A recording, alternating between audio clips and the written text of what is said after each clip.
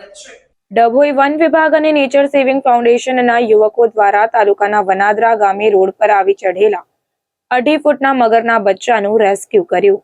Dabhoi one વિભાગ અને nature saving ફાઉન્ડેશનના યુવકોને તાલુકાના વનાદરાથી કોલ મળ્યો કે એક મગરનું બચ્ચું રોડ પર આવી ગયું છે. જે આધારે ડભોઈ વન વિભાગના ફોરેસ્ટર જીતેન્દ્ર બારોટ અને નેચર સેવિંગ ફાઉન્ડેશનના આકાશ વસાવા, રોનક રાવલ, મિહિર વસાવા, અજય વસાવા, વનરાજ રાવલ દ્વારા સ્થળ પર જઈને 2.5 ફૂટના મગરના બચ્ચાનું રેસ્ક્યુ કરવામાં આવ્યું. સાથે સાથે વન્ય પ્રાણી અંગે નેચર સેવિંગ ફાઉન્ડેશન દ્વારા જાગૃતિ લાવવા પ્રયાસ હાથ ધરાયો હતો. તો મગરનું બચ્ચું સ્વસ્થ હોય તેને રહેણાંક વિસ્તારથી દૂર કુદરતી વાતાવરણમાં છોડી મૂકવા વન વિભાગ દ્વારા કાર્યવાહી હાથ ધરવામાં આવી. જય હિન્દ.